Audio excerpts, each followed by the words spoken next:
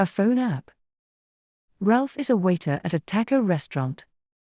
He likes his job because the customers are really friendly, his co-workers are funny, the pay is pretty good. He does not want to work at the taco restaurant for the rest of his life though. He wants to use his money to start his own company. He wants to create a phone app that allows people to talk to friends internationally. Ralph has all the plans for his app, but he just needs the money. If the app goes big, he could make millions. The people who came up with apps like Snapchat and Group are extremely successful. Apps are a modern invention. It's pretty amazing what one good idea can do.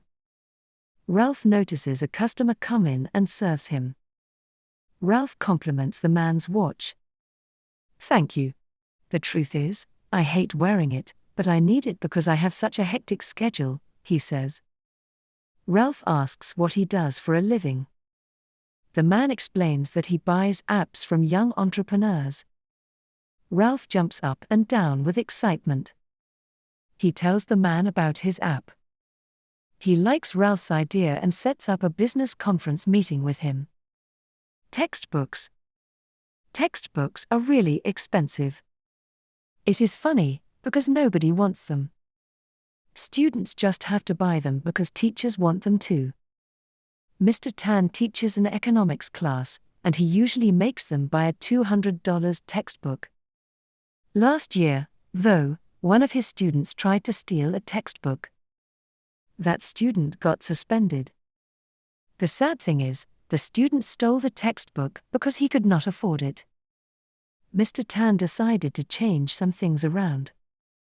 Instead of making his students buy the textbook, Mr. Tan made copies of the textbook and gave them to the students. This is technically illegal. Another teacher found out about what Mr. Tan was doing and told the principal. The principal gave Mr. Tan a warning. Mr. Tan had to come up with another idea that was legal.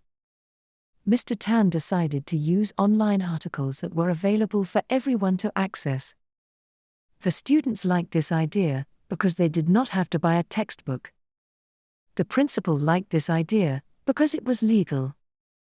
Mr. Tan liked the idea because he felt that the articles taught a lot of interesting information. Mr. Tan won Teacher of the Year award. He was respected for caring about his students' financial situation. The hard truth. Harold loved to draw. His love for drawing started when he was 5 years old. He went to a museum when he was 5 years old and was fascinated by all the drawings. His mom told him that maybe someday his art would be up on the walls. Since then, he had drawn something every day. However, there was one big problem. Harold was not good at drawing. He wasn't terrible, but he was definitely average. Harold is now 10 years old, and for 5 years his parents and friends have been telling him how great he is. Harold believed them. At school, he saw a flyer for a drawing competition among 5th graders. The theme was environmental awareness. The first place winner would get $100. Harold was super excited when he saw the flyer. It was a chance for him to show off his skills. Harold told his parents about the competition. His mom and dad nervously looked at each other. They didn't want him to find out that he was actually not a good artist. They told Harold what they really thought of his artwork. "So you don't think I'm good?" he asked. They shook their heads. Harold was so upset that he tore up his art. He locked himself in his room. At night, his parents went to his room to give him his dinner. "Son, we feel really bad. We think it's great that you want to keep drawing, so your mother and I decided to sign you up for art lessons," Harold's dad said.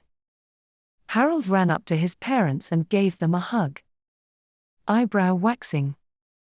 Clara always thought her eyebrows were too bushy.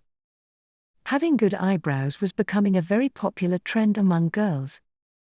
Clara's friend, Rachel, offered to take her to a salon to wax her eyebrows. Clara didn't like that idea. She didn't want a stranger to be so close to her face. Rachel offered to give Clara waxing products so she can fix her eyebrows herself. Clara said okay. Clara went over to Rachel's house to get the eyebrow waxing material. She then went to Rachel's bathroom. Clara was nervous. What if she did it wrong? She slowly spread the wax on her eyebrows. A couple minutes later, she pulled the wax off. Ouch! Clara yelled. Clara looked in the mirror. Her eyebrows were gone. She had accidentally pulled off too much of it. She screamed. Rachel went in the bathroom to check on her. I heard screaming. What's wrong? Rachel asked.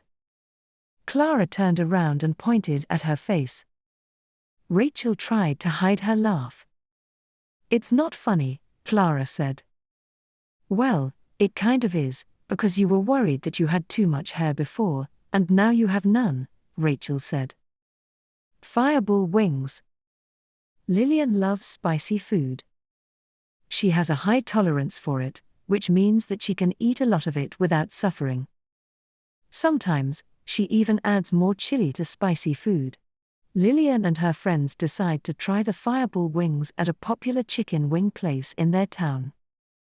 The fireball wings were supposed to be so spicy that you could still feel the burn after 1 hour of eating a bite. Lillian and her friends had to sign a waiver to eat the wings so that they couldn't sue the business if they had any health problems after eating the wings. Lillian was excited. Finally, the plate of wings came in, and everyone could smell the chili. One of her friends sneezed because the smell was so strong. Lillian took the first bite.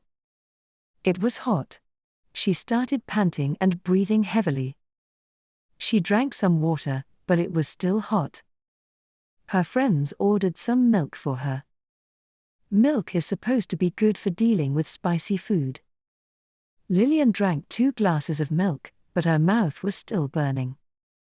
Her friends decided not to eat the wings, because if Lillian couldn't handle it, then they surely wouldn't.